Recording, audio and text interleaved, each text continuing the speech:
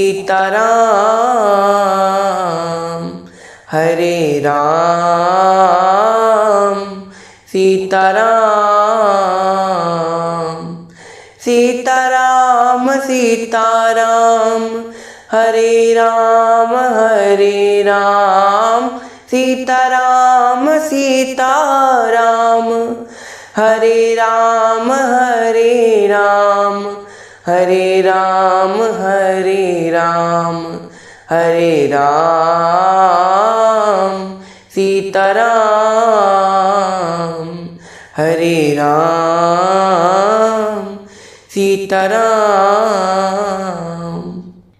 सियावर रामचंद्र भगवान की जय, भक्तवत्सल भगवान की जय, महर्षि वाल्मीकि भगवान की जय।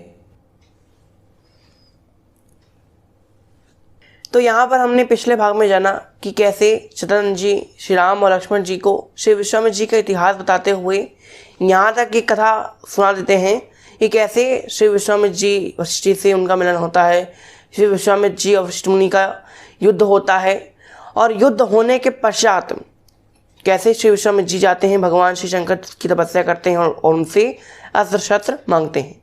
यहाँ पर अब कथा में आगे क्या होता है इसके बारे में हम आज के सत्र में जानेंगे। तो आइए आज की कथा को आरंभ करते हैं।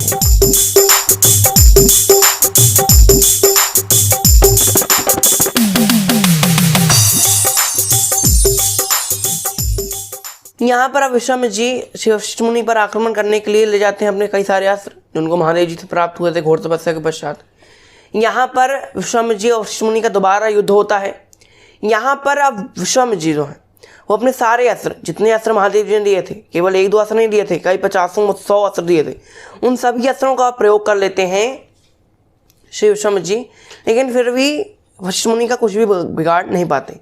यहाँ अंत में विश्वामित्र जी ब्रह्मास्त्र का प्रयोग करते हैं।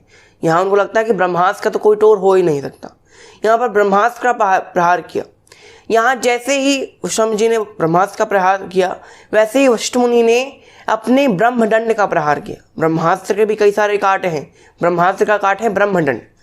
ब्रह्मास्त्र को ब्रह्मा जी का एक शीश माना गया है, लेकिन ब्रह्मदंड ब्रह्मा जी के 4 शीश के बराबर है। तो पावर किस में ज़्यादा होगी, एक में कि 4 में? 4 में ज़्यादा होगी। तो यहाँ पर ब्रह्मदंड का प्रहार करते हैं श्री वशिष्ठ मुनि। यहाँ पर जैसे ब्रह्मदंड का प्रहार किया वैसे ही ब्रह्मास्त्र जो था वो नष्ट हो गया।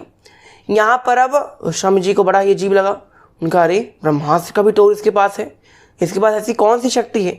तब यहाँ पर उनको पता चलता है कि उनके पास ब्रह्म तत्व की शक्ति है जो विश्वामित्र जी के पास नहीं है, क्योंकि वो क्षत्रिय हैं और जो वशिष्ठ मुनि है वो ब्राह्मण है।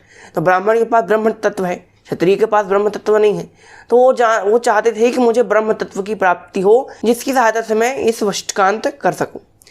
यहाँ पर विश्वामित्र जी ब्रह्मा जी की तपस्या करनी आरंभ कर देते हैं जिससे उनको शक्तियाँ प्राप्त हों। यहाँ पर विश्वामित्र जी कई वर्षों तक तपस्या करते हैं। तपस्या से प्रसन्न होकर ब्रह्मा जी वहाँ पर प्रकट होते हैं और तपस्या के फलस्वरूप उनको राजऋषि होने का वरदान देते हैं। यहाँ पर अब राजऋषि होने का वरदान दिया, अब ब्रह्मा जी यहाँ से चले गए।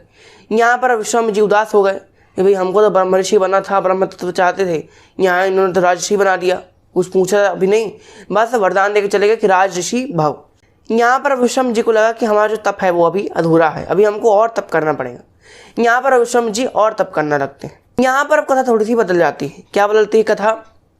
यहाँ पर एक बार की बात है, उसी समय जिस समय यहाँ विश्वामित्र जी तपस्या करें उसी समय रघुकुल में एक राजा थे जिनका नाम था राजा त्रिशंकु। वो चाहते थे कि वो सदेह यानी इस देह सहित स्वर्ग जा सके, लेकिन देह सहित कोई स्वर्ग और नरक नहीं जा सकता। आत्मा जाती स्वर्ग नरक, शरीर स्वर्ग नरक नहीं जाता, शरीर नष्ट हो जाता।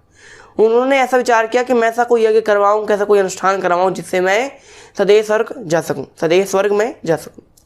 यहाँ पर वो जाते हैं अपने कुलगुरु वशिष्ठ मुनि के पास भाई यज्ञ करवाने के लिए कि भाई हमको सदैव स्वर्ग जाना है, ऐसा कोई यज्ञ कीजिए मुनिवर। मुनिवर कहते हैं कि भाई ऐसा कोई यज्ञ नहीं है, और ऐसा कोई यज्ञ होता भी तो हम तुम्हारे लिए नहीं करते। जब त्रिशंकु राजा वशिष्ठ मुनि के पास जाते हैं, वशिष्ठ मुनि मना कर देते हैं। तब आज त्रिशंकु राजा पहुँच जाते हैं वशिष्ठ मुनि के पुत्रों के यहाँ।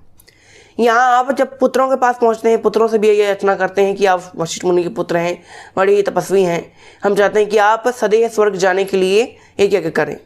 यहाँ पर जो पुत्र थे वशिष्ठ मुनि के, वो अपने पिता की निंदा नहीं सुन सके क्योंकि त्रिशंकु जी ने वशिष्ठ मुनि की बात नहीं मानी। तब यहाँ पर जो वशिष्ठ मुनि के पुत्र थे उन्होंने राजा त्रिशंकु से कहा कि हे राजा त्रिशंकु, तुमने गुरु की आज्ञा का पालन नहीं किया है, और एक बात, ये जो काम हमारे पिताजी नहीं कर सकते वो तो हम तो बिल्कुल नहीं कर सकते, ये तो पक्का है कि भाई जो हमारे पिता नहीं कर सके वो हम क्यों करेंगे।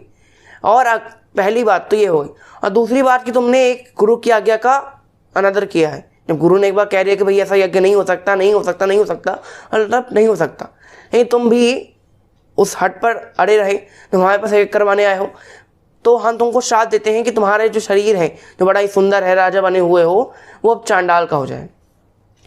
यहाँ पर अब राजा त्रिशंकु पहुंच जाते हैं विश्वामित्र जी के पास। उनको लगा कि भाई विश्वामित्र जी ऐसे हैं जो मुझे सदैव स्वर्ग भेज सकते हैं।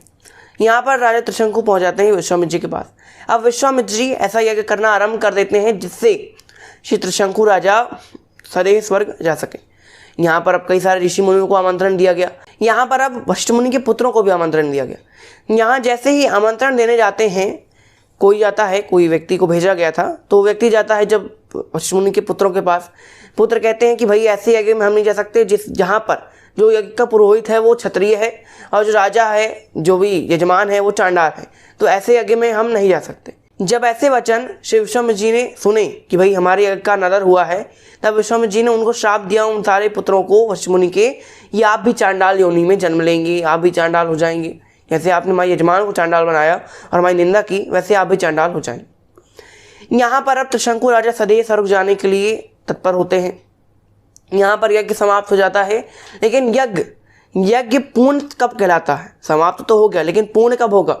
जब सारे देवता इस यज्ञ का भाग लेने आएंगे। लेकिन कोई देवता इस यज्ञ का भाग लेने नहीं आया। यहाँ पर जब कोई देवता यज्ञ का भाग लेने नहीं आया, तब यहाँ पर जो विश्वामित्र जी थे, उन्होंने जितनी भी आज तक तपस्या करके शक्तियाँ प्राप्त की थी, उन सभी शक्तियों के बल पर त्रिशंकु राजा को सदैव स्वर्ग जाने के लिए शक्तियाँ देते हैं। यहाँ पर जैसे त्रिशंकु राजा सदैव स्वर्ग जाते हैं, यहाँ पर इंद्र घबरा जाते हैं कि भाई कोई मनुष्य सदैव स्वर्ग कैसे आ सकता है। यहाँ पर राजा त्रिशंकु को इंद्र जो थे वो ऊपर से धक्का मारते। यहाँ बीच में राजा त्रिशंकु गिरकर मरे ना, इसलिए विश्वामित्र जी बीच में ही आकाश में त्रिशंकु राजा को रोक लेते हैं। यहाँ पर अब विश्वामित्र जी कहते हैं कि देखो इंद्र, अगर तुमको अपने इंद्रलोक में उसको नहीं रखना, अगर उसको स्वर्ग में नहीं रखना, तो फिर अगर तुमने ये बात ठानी है कि तुम उसको नहीं रखोगे अपने लोक में, तो मैंने भी एक बात ठानी है कि मैं इसको स्वर्ग भेज के रहूँ। तो अब मैं एक नए स्वर्ग का निर्माण करने वाला हूँ। अब यहाँ पर नए स्वर्ग का निर्माण हुआ। यहाँ पर अब इंद्र को लगा कि अरे तो नए स्वर्ग का निर्माण कर दिया इन्होंने, कहीं ये नए इंद्र नए देवताओं का निर्माण न करें। तब इंद्र जाकर उनकी स्तुति करते हैं। स्तुति से प्रसन्न होकर विश्वामित्र जी कहते हैं कि देखो इंद्र, तुम परेशान मत हो, हमने जो स्वर्ग बनाया है वो एक तारामंडल है, वो किसी को दिखेगा नहीं। यहाँ पर केवल राजा त्रिशंकु निवास करेंगे। जैसे ही सृष्टि का अंत होगा वैसे ही ये जो स्वर्ग है इसका भी अंत हो जाएगा, तो चिंता मत करो।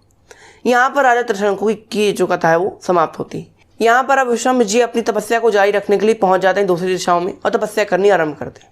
यहाँ पर अब आगे क्या होता है इसके बारे में हम अगले सत्र में जानेंगे। तो आज की कथा को हम यहीं नाम देते हैं। आज के लिए इतना ही।